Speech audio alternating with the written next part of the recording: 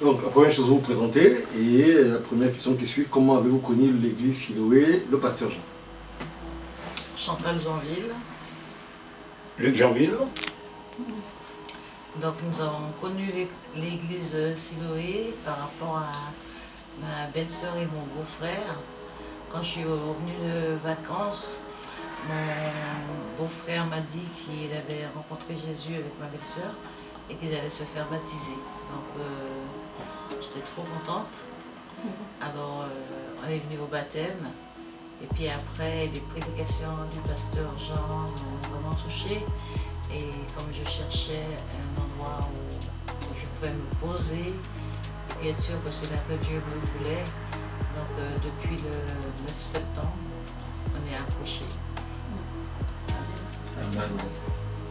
Et le futur baptisé, qu'est-ce qui l'emmène à se faire baptiser? Eh bien, c'est Chantal qui avait, mon épouse qui avait rendez-vous avec le pasteur Jean. Et puis, je lui ai dit, est-ce que je peux venir? Il m'a dit, tu fais comme tu veux, c'est comme tu as envie. Et puis, j'ai dit, c'est pas une invitation. Je lui ai dit, est-ce que je peux venir avec toi? Il dit, tu fais comme tu veux. Il dit, mais je viens. Et puis, du coup, je suis venu, et puis j'ai écouté le pasteur Jean et sa parole, et puis j'ai trouvé un homme franc, sincère et très confiant. Et puis j'ai dit, bon, pourquoi aller ailleurs? Et puis on en a parlé, j'ai fait 2-3 cultes avec lui, et puis je lui ai dit, franchement, il dit, je sais pas, je crois pas que j'ai le Saint-Esprit, j'ai été mouillé, quoi. On m'a juste trempé dans l'eau pour ressortir, et puis... Donc là, vous faites combien de baptêmes? C'est votre premier, deuxième, troisième, cinquième? Ah ben, ça va être la troisième.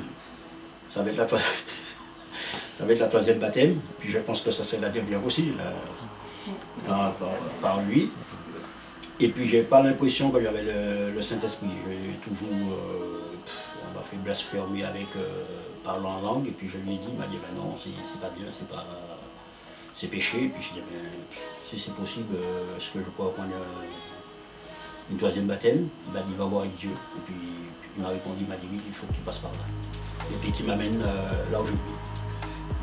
Et la situation qui vous amène, est-ce que vous avez reçu une parole révélée qui a fait toute la différence, comme un rêve qui vous a montré un cheminement par rapport à les actions précédentes? Est-ce qu'il y a quelque chose qui a fait une particularité qui vous amène aujourd'hui à faire ce véritable baptême authentique? Est-ce que vous avez reçu un message de Dieu, un songe, un rêve qui vous a convaincu d'une conviction, d'un réma? Eh bien, oui, parce qu'il m'avait parlé que j'allais faire un rêve ou un songe. Effectivement, je l'ai fait. Et puis je lui ai raconté ce rêve.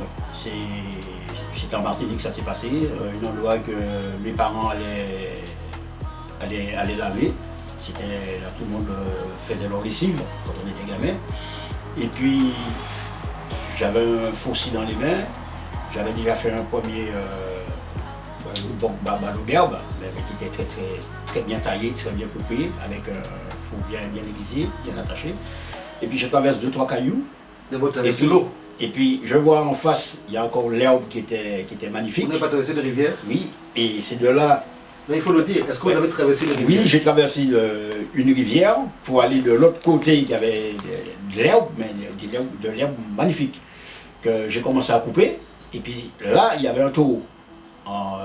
L'herbe était noire, marron, et le taureau, pareil, c'était un taureau marron et noir. Donc un taureau qui avait deux couleurs, noir et marron, ouais. L'herbe aussi deux couleurs, noir et marron. Ouais. Mais en même temps que je coupais l'herbe, je regardais le taureau qui venait vers moi. J'ai dit, si tu viens vers moi, je te lance le feu dans la tête.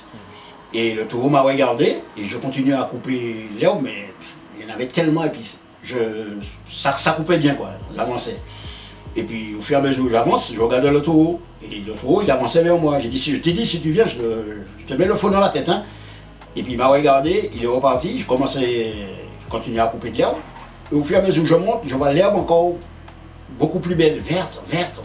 J'avance. Et puis j'arrive dans une montée, je vois un champ de bananes. Et du coup, quand j'ai vu le champ de bananes, je me suis réveillé dans ce rêve. D'accord.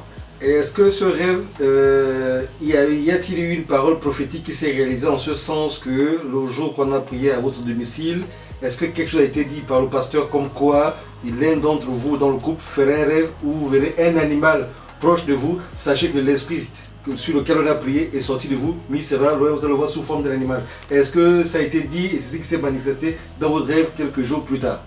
Oui, ça s'est manifesté, l'histoire de l'animal, là. 3 ou 4 jours après, j'ai vu le taureau. Et j'ai parlé tout de suite avec le pasteur Jean, et qui m'a donné la signification de ce rêve. Très bien. Madame Servante Chantal, est-ce que vous avez quelque chose à terminer? Non, ça va. Pour moi, c'est un nouveau départ. Et je pense vraiment, enfin, je crois et j'aspire à ce nouveau départ, mais comme jamais. Amen. Ok.